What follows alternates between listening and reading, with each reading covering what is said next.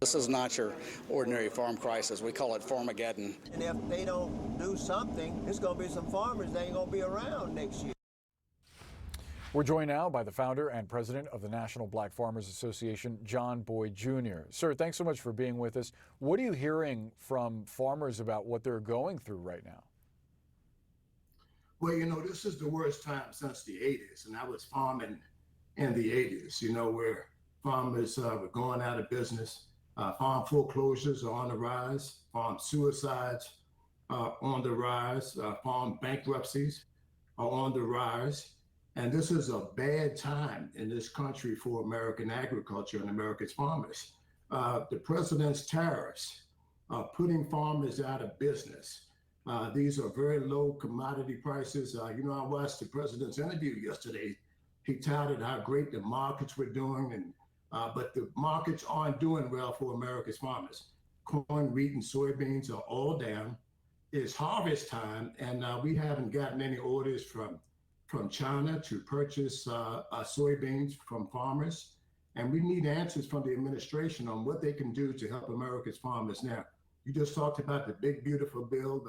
They really haven't provided any assistance for America's farmers. And I heard the agriculture secretary say this week that farmers could get money from tariffs. I haven't seen any money from the president's tariffs, just poor markets. And every time the president says tariffs, the markets go down and countries begin to run away from American agriculture.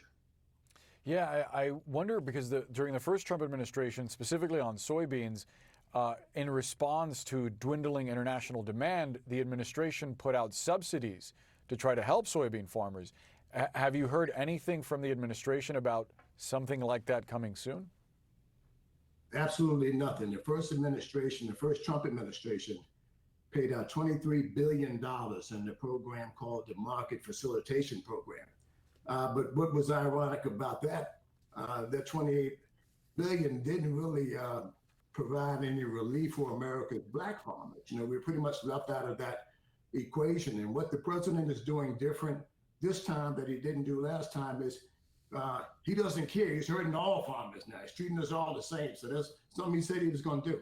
Now, all farmers are doing bad now under this administration. The first time the president imposed tariffs on China, I was selling soybeans at $16.80 a bushel. By the time the President Trump left office, it was less than $8 a bushel.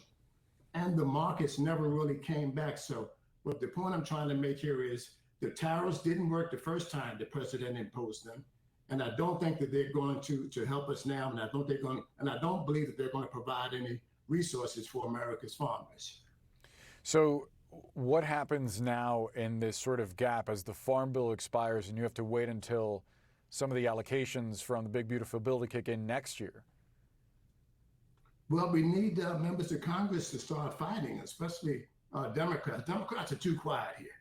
And they're letting the president just run them over like a Mack truck. And the message here today is they should get up and fight back.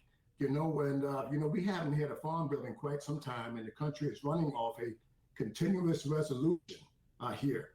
And what this administration has done is taking our programs that I fought for about 40 years to get programs called Social Disadvantaged Farmers Resources and grants to help America's Black and other farmers of color. This administration wants to do away with all of those things and help large-scale, white farmers in this country. And what he did was he says, we're going to do away with anything that has to do with Black, but we're going to bring white farmers in from South Africa solely based on race. And then we're going to ship out the people who are doing the work here. The Hispanic community that's doing really hard work that many Americans don't want to do. They want to put them out the country, and it was the wrong thing to do. People from the inner city are not going to come in and pick tomatoes and onions and harvest cabbage and tobacco people.